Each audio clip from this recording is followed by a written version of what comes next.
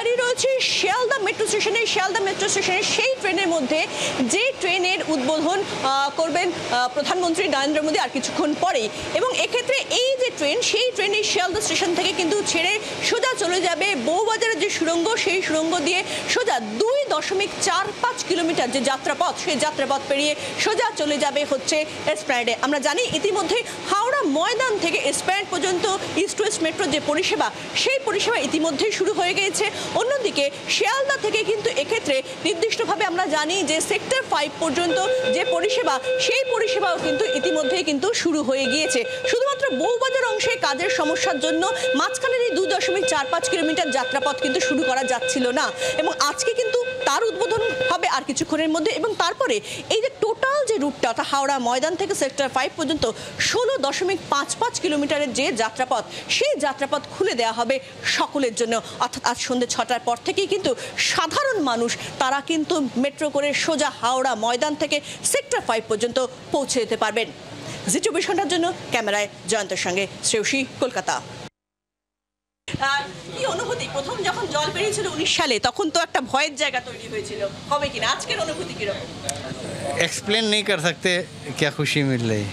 খুবই ভালো লাগছে। আমরা মানে কলকাতাবাসীর জন্য, ইনফ্যাক্ট সমস্ত মানুষের জন্য, সাধারণ কমিউনিটার্সের জন্য এত বড় একটা উপহার দিতে পারছি। এত ঝড় ঝঞ্ঝা, এত অবস্টাকেল আমরা পেরিয়ে এসে এরকম সয়েলে এরকম একটা টানেল করতে পেরেছি, সেটার জন্য আমরা খুবই খুশি।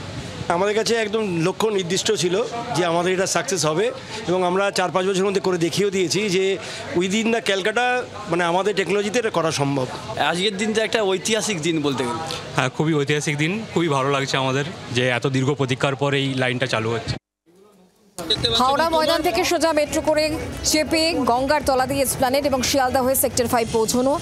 ইস্ট ওয়েস্ট মেট্রোর এই অংশটুকু যখনই চালু হয়ে যাবে, তখনই কিন্তু কলকাতার যে পরিবহন ব্যবস্থা তার একেবারে ভুল বদলে যাবে, এমনটাই সাধারণ মানুষ কিন্তু মনে করছেন, রেল কর্মীরা তাই মনে করছেন। আর তারই অপেক্ষায় এই মুহূর্তে রয়েছেন সাধারণ মানুষ। নরেন্দ্র মোদীর কনভয় আর অন্যদিকে সভাস্থল, দুটো জায়গা ছবি একই সঙ্গে আপনাদেরকে আমরা দেখাচ্ছি। শহর কলকাতায় একটা বিরাট অংশের ভরসা হচ্ছে এই মেট্রো। খুব কম সময় এবং কম টাকায় এই সফর করা যাবে, এবং যার জন্য সাধারণ মানুষ দীর্ঘদিন অপেক্ষা করেছেন, আর সেই অপেক্ষার আজ অবসান হতে চলেছে খানিকক্ষণের মধ্যেই। প্রধানমন্ত্রীর হাত ধরে উদ্বোধন হতে চলেছে যে রুটের দিকে সব থেকে বেশি নজর, তা হলো সেক্টর 5 থেকে হাওড়া ময়দান।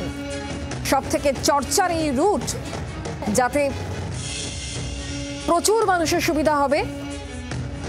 শহর কলকাতার পরিবহন ব্যবস্থার এতে ভুল একেবারে বদলে যাবে, এমনটাই কিন্তু সাধারণ মানুষ বলছেন।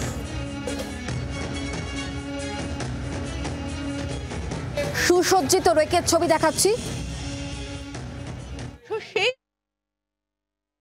ক্রস করলাম, ক্রস করে এই মুহূর্তে ট্রেন এসপ্ল্যানেড থেকে একেবারে ঢুকে পড়ছে, শিয়ালদা থেকে এসপ্ল্যানেডে ঢুকলো, এবং দেখতেই পাচ্ছেন যে ট্রেন আস্তে আস্তে স্লো হচ্ছে। স্লো হয়ে এই মাত্র ট্রেন কিন্তু এসপ্ল্যানেডে ঢুকলো। বউবাজার যে অংশ দিয়ে বারে বারে জল বেরোনোর জন্য বিপর্যয় হচ্ছিল, সেই অংশ কিন্তু কার্যত কিন্তু এই মুহূর্তে আপনারা দেখতে পাচ্ছেন যে এসে গেল এসপ্ল্যানেড স্টেশন, এবং বউবাজারের যে অংশ দিয়ে বারে বারে জল বেরোনোর জন্য বিপর্যয় হচ্ছিল, সেই অংশ কিন্তু কার্যত পেরিয়ে এলাম আমরা।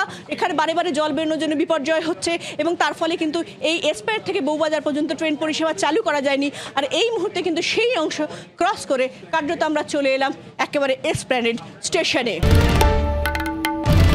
বাংলার আওয়াজ, বাঙালির আবেগ, জি 24 ঘন্টা।